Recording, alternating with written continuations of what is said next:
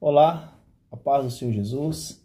Espero que você esteja bem, espero que as bênçãos do Senhor sejam sobre a sua vida e que as mãos poderosas de Jesus estejam sempre sobre você e sobre a sua família, tá bom? Nós vamos aí iniciar mais uma aula da Escola Bíblica Dominical. Dessa vez nós vamos estudar a lição de número 2, né? O tema da nossa revista desse trimestre, Lições Bíblicas CPAD Adulto, é o Corpo de Cristo. E a aula que nós vamos estudar hoje é a lição de número 2, que vai ser ministrada no dia 14 de janeiro de 2024, certo? Então nós vamos aí iniciar essa aula. Antes de começar a aula, eu gostaria de pedir a você, se você ainda não é inscrito, se inscreva no nosso canal. Se você gostar dessa aula, desse vídeo, curte, deixe seu like, compartilhe aí com seus amigos, com seus familiares, com seus irmãos da sua igreja, para que nós possamos alcançar cada vez mais pessoas e assim disseminar a palavra de Deus para mais e mais pessoas em nome de Jesus, né?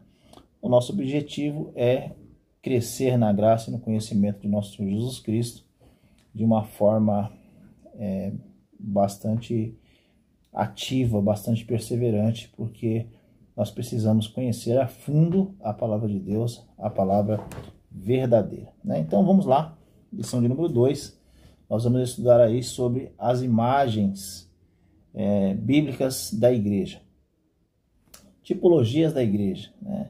Características da igreja. Nós vamos ver aqui algumas imagens referentes à igreja. No final do vídeo eu vou deixar mais imagens, mais tipologias da igreja, mais características da igreja. Nós vamos ver durante a lição, o autor apresenta em torno de 8 características da igreja, mas no final desta aula nós vamos ter aí mais de 30 tipologias da igreja que você poderá utilizar aí da melhor forma, ou da forma que você achar mais conveniente e do jeito que você quiser usar, tá bom? Esses slides ficará à disposição dos irmãos. Quem desejar é só me solicitar que eu mando por WhatsApp, por e-mail ou de qualquer outra forma, totalmente gratuito, totalmente sem custo, ok? Então vamos lá, lição de número 2, imagens bíblicas da igreja. No primeiro tópico, nós vamos tratar sobre imagens que representam relacionamento. Então, a noiva de Cristo, no item 1, que é o relacionamento entre o noivo e a noiva. A esposa de Cristo, no item 2, que é o relacionamento do esposo com a esposa.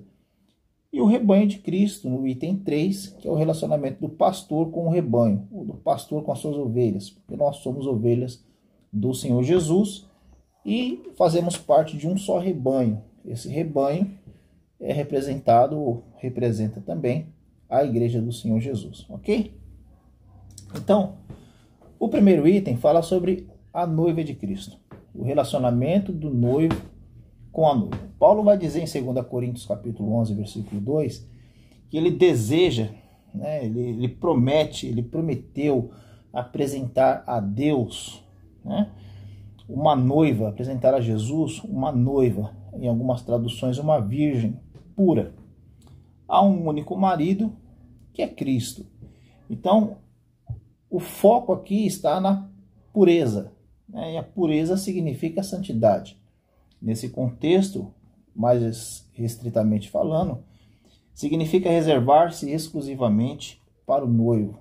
Então, a noiva, representando a igreja, ou como um tipo da igreja, ela representa pureza.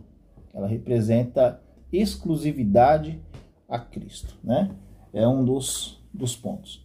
Continuando falando sobre a noiva, no antigo Israel, era costume, na cultura judaica, na cultura dos povos antigos, o rapaz, quando ele estava apaixonado por uma moça, o que ele fazia? Ele ia até a casa do pai, da família dessa moça, e fazia um contrato com aquela família, com aquele pai ou com aqueles que eram responsáveis por aquela menina. Então ele fazia um contrato, e nesse contrato ele pagava um valor, o que a gente chama de dote. E a partir daquele momento, eles estavam compromissados um com o outro. Não podia romper aquele pacto, não podia romper aquele contrato. Nós podemos verificar isso em Deuteronômio capítulo 22, versículo 23 em diante, que ali nos dá uma ideia de como era feito esse contrato. Não poderia haver rompimento. O rompimento do contrato do noivado era a mesma coisa que um divórcio. Porque a partir do momento daquele noivado, representava-se que eles estavam compromissados para o casamento. A noiva era como se fosse já a esposa daquele rapaz. Eles não moravam juntos, eles não tinham relações sexuais, eles não conviviam juntos, mas estavam compromissados pelo noivado para o casamento. O casamento iria acontecer. Aquele pacto não poderia ser rompido, não poderia ser quebrado. Da mesma forma, Cristo ele fez o pagamento desse dote pela igreja, pela sua noiva. E ele pagou isso com o seu próprio sangue, né? Então, a noiva pertence a Jesus. A noiva, a igreja e Jesus estão compromissados. E certamente haverá o casamento, tá bom? Então, era um contrato que existia ali e só podia ser rompido pelo divórcio. É por isso que José, quando ele percebe que Maria, sua esposa, estava grávida, ele amava muito Maria. Então, o que ele faz? Ele tenta secretamente deixar Maria, romper com aquele contrato de noivado, porque ele achava que Maria, dessa vez, tinha traído ele, tinha acontecido alguma coisa.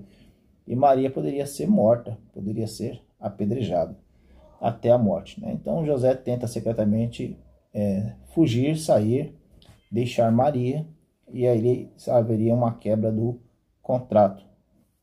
Tudo bem? Nós sabemos que o Novo Testamento ele é cumprimento de muitas coisas que são tipologicamente narradas no Antigo Testamento. E aí o Novo Testamento ensina que a igreja é o cumprimento das esperanças e disposições do Antigo Testamento, realizado por Jesus. Então a igreja, tá, ela é a família de Deus, é o rebanho de Deus, ela é o Israel de Deus, ela é o corpo e a noiva de Jesus, é o santuário do Espírito Santo e por aí vai. Então todas as tipologias do Antigo Testamento, elas acabam se cumprindo em Jesus, e ser noiva de Cristo é uma das tipologias que se cumpre na igreja, sendo noiva de Jesus. Eu tirei esse texto aqui da Bíblia do Pregador Pentecostal, do Sermão 877, que ele traz algo interessante sobre a virgindade espiritual da igreja, ou a pureza que a igreja deve ter. Neste texto sagrado, o apóstolo Paulo nos ensina acerca da virgindade espiritual da igreja do Senhor Jesus Cristo. A virgindade espiritual da igreja se refere à vida de pureza e santidade que o cristão deve procurar ter, a fim de se apresentar puro e santo diante de Deus. Então, essa pureza sempre vai estar relacionada à santidade, a ser separado do mundo para um viver com Cristo, para um viver para Cristo, exclusivamente para Cristo, como uma noiva vive exclusivamente para o seu noivo, conforme o costume, ou conforme a tradição judaica, principalmente no Antigo Testamento. Aqui eu deixei alguns versículos que falam sobre se manter virgem, sobre a questão da tipologia também do sumo sacerdote, que deveria casar-se somente com uma mulher virgem. E aí nós temos alguns textos que os irmãos podem acompanhar em casa, tranquilamente. Leia cada um desses versículos para uma melhor compreensão, para um melhor entendimento. E aí nós vamos ver que sempre vai estar relacionado à santidade, sempre vai estar relacionado à pureza, para que nós possamos, como uma noiva digna, encontrar-se com o noivo no dia do casamento, ok? Aí nós temos mais alguns textos, né, que vão falar aí da questão da santidade, da questão da noiva do Cordeiro. O item 2 fala sobre a esposa, e com a esposa nós temos também uma lição interessante, uma tipologia muito importante. Quando Paulo escreve aos Efésios, no capítulo 5, ele vai tratar ali da questão do marido, fazendo uma analogia entre Cristo e a igreja, o marido e a esposa. E no versículo 29 de Efésios 5, ele diz o seguinte: porque nunca ninguém aborreceu a sua própria carne, antes a alimenta e sustenta, como também o Senhor a igreja. Então Paulo vai dizer aqui que nenhum homem vai ferir-se propositalmente, vai fazer mal a si mesmo propositalmente. Da mesma forma que o homem cuida do seu próprio corpo, que ele alimenta, que ele sustenta o seu próprio corpo, assim Cristo faz pela sua esposa, a igreja. Então, quem alimenta e quem sustenta a igreja é Jesus, né? Isso na cultura antiga como a figura do homem como provedor, a figura do homem como protetor, a figura do homem como sustentador.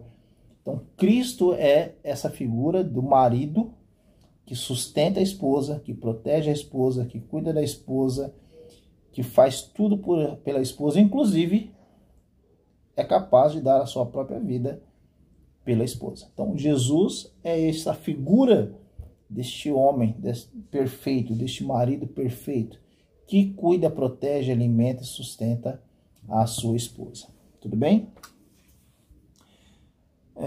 Efésios 2, do 1 ao 3, a igreja é a esposa de Cristo. Cristo tem autoridade sobre a igreja. Ele é o salvador dela, ele ama a igreja, ele deu a sua vida por ela e ele cuida dela. Jesus é a cabeça, né? Jesus é a autoridade principal. E aí nós temos alguns versículos que vai falar sobre a esposa, a sua beleza, a sua pureza, a sua perfeição, sem mancha, sem ruga ou sem qualquer outro defeito. Essa é a igreja, essa é a esposa, essa é a figura da igreja como esposa, né? Ela é exclusiva de Jesus, pela sua beleza, pela sua perfeição, pela sua pureza. Ela não se mistura, né? Ela está lindamente preparada, adornada para o marido, que é na figura de Jesus. E aí o terceiro item, que é o rebanho de Cristo. Então nós, como ovelhas, nós pertencemos a um rebanho. E o pastor desse rebanho é o próprio Jesus. Nós vamos ver no Antigo Testamento, em Ezequiel 34, que o povo de Israel tinha um pastor, e que esse pastor era o próprio Deus. Deus era o pastor do rebanho chamado povo de Israel.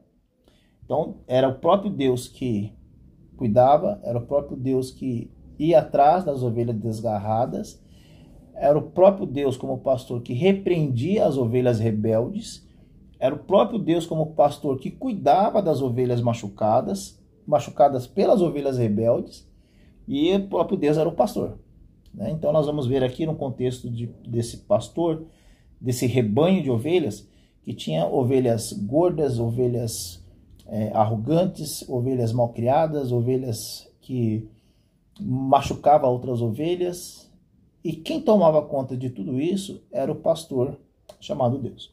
E aí quando nós vamos para o Novo Testamento, nós vamos ver lá em João capítulo 10, que Jesus ele se intitula o bom pastor. Agora Jesus é o bom pastor. O bom pastor que era Deus no Antigo Testamento, agora é Jesus no Novo Testamento. A diferença é que Jesus não cuida apenas de um rebanho chamado povo de Israel.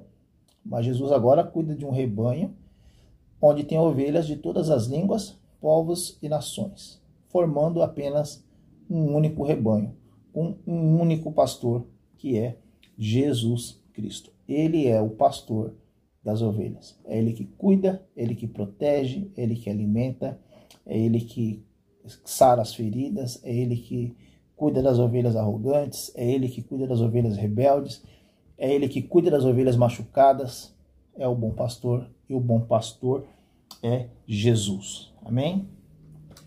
E aí, nós vamos ver aqui em Hebreus 13:20, que vai dizer que Jesus é o grande pastor deste rebanho, ou é o sumo pastor desse rebanho, chamado igreja, conhecido por igreja. Tá bom? Então, tipologicamente, este rebanho representa a igreja, e o pastor, o único pastor desta igreja, desse rebanho chamado igreja, é Jesus.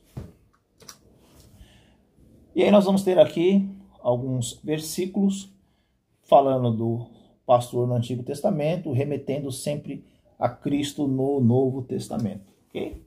Ezequiel 34:12, aí nós vamos ver lá João 10:11, 1 Pedro 5:4, né? O apóstolo Pedro fala da vinda do Supremo Pastor.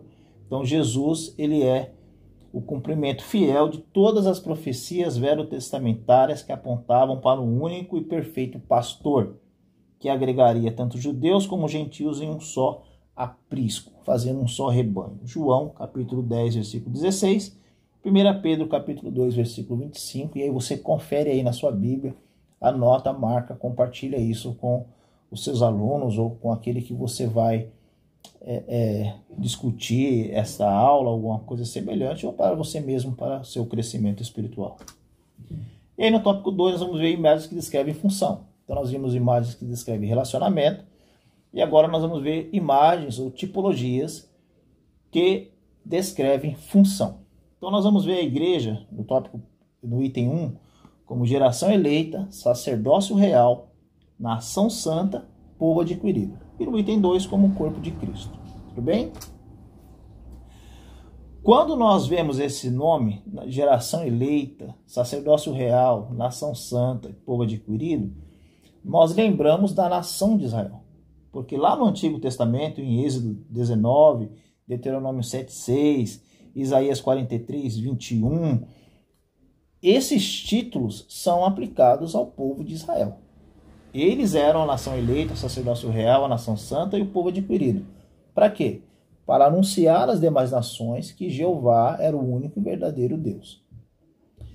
Quando nós vamos para o Novo Testamento, e aí Pedro aplica esses nomes, geração eleita, sacerdócio real, nação santa e povo adquirido, ele aplica isso à igreja. Agora, não mais Israel é esse sacerdócio real, é essa nação santa, essa geração eleita.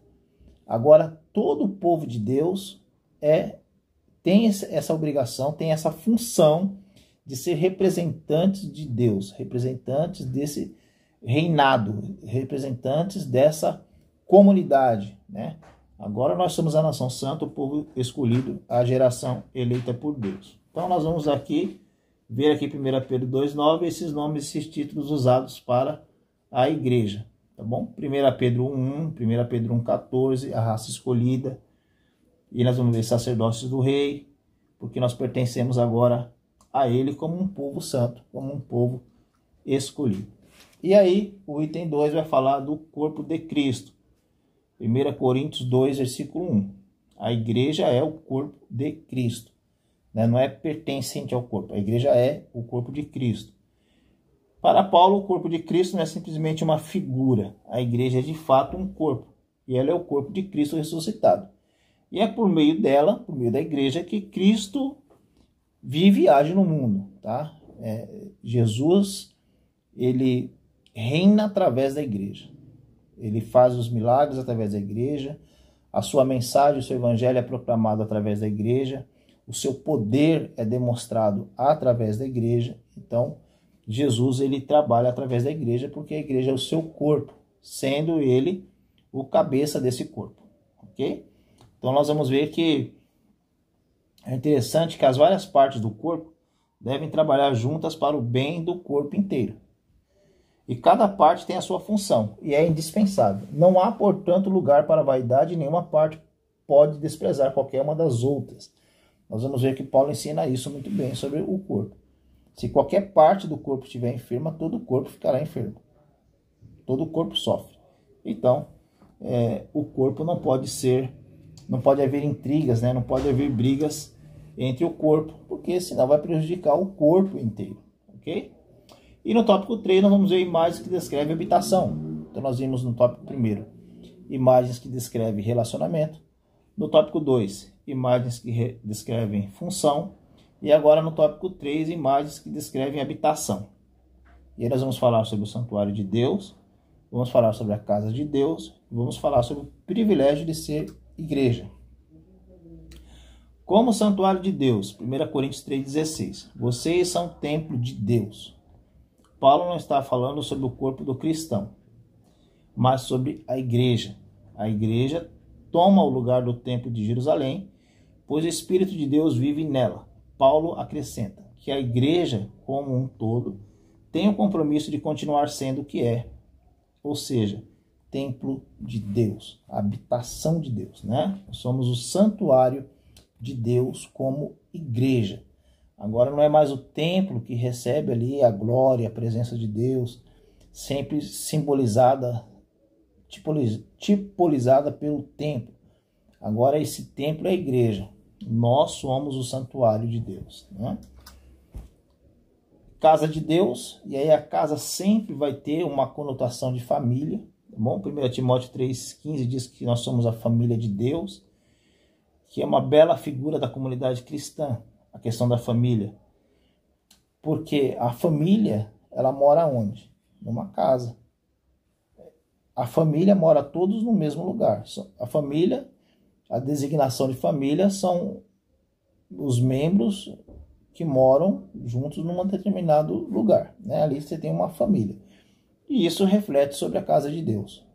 Nós, como famílias, moramos todos na casa de Deus, ou somos a casa de Deus. A igreja, ela é a casa de Deus. E todos aqueles que entram nessa casa fazem parte da família de Deus, né? E o privilégio de ser igreja. Então o autor aqui ele elenca 2 privilégios de ser igreja. Primeiro, privilégio de ser igreja. À luz do que estudamos nessa lição, podemos fazer algumas considerações. Primeiro, a igreja de Cristo é uma instituição formada por salvos. Isso é muito importante. Só faz parte da igreja quem é salvo. Só faz parte da igreja aqueles que uma vez aceitaram Jesus como seu Salvador, como nós gostamos de falar. O que reconhecem a Cristo, o sacrifício de Cristo, que entregaram sua vida a Jesus, que têm Jesus como seu Senhor e Salvador, que são salvos, esses fazem parte da instituição chamada igreja. E segundo, a igreja de Cristo é uma instituição formada de salvos que exercem uma função sacerdotal diante de Deus perante o mundo. Então, a igreja é uma instituição formada de pessoas salvas que fazem alguma coisa. Que coisa é essa? Que anunciam a Jesus, que anunciam a mensagem do Evangelho, que saem a proclamar o reino de Deus, que transmitem o reino de Deus, que vivem o reino de Deus, que são igreja, né? É ser igreja. A igreja é composta de pessoas salvas que têm uma função sacerdotal. Que função é essa? Anunciar a mensagem do Evangelho de Jesus Cristo, as boas novas da salvação. E aí, para acabar, eu separei aqui mais algumas imagens ou mais algumas tipologias da igreja para que acrescente aí na lição, né? Então, a igreja é o sal da terra, a igreja é a luz do mundo, a igreja é o aprisco, a igreja é a multidão de crentes, a igreja é chamada de cristãos, a igreja é rebanho, a igreja de Deus, a igreja é a imagem de seu filho, a igreja, nós somos conhecidos como irmãos, lavoura de Deus, edifício de Deus, santuário de Deus, virgem pura, Israel de Deus, corpo de Cristo, família de Deus, edifício bem ajustado e templo santo do Senhor, morada de Deus no Espírito, luzeiros do mundo, santos e irmãos fiéis em Cristo, amados de Deus, irmãos amados do Senhor, casa de Deus, igreja do Deus vivo, coluna e baluarte da verdade, grande casa, povo especial zeloso de boas obras, povo de Deus, primícia das suas criaturas, eleito segundo a presciência de Deus Pai, geração eleita, sacerdócio real, nação santa e povo adquirido, propriedade exclusiva de Deus e amados, filhos de Deus, amados em Deus Pai, guardados em Jesus Cristo, reis e sacerdotes para Deus, castiçal de ouro, noiva ataviada, esposa do Cordeiro, noiva que anseia e aguarda a vinda do noivo amado Jesus Cristo. Então nós vimos aí sobre as imagens que refletem a igreja.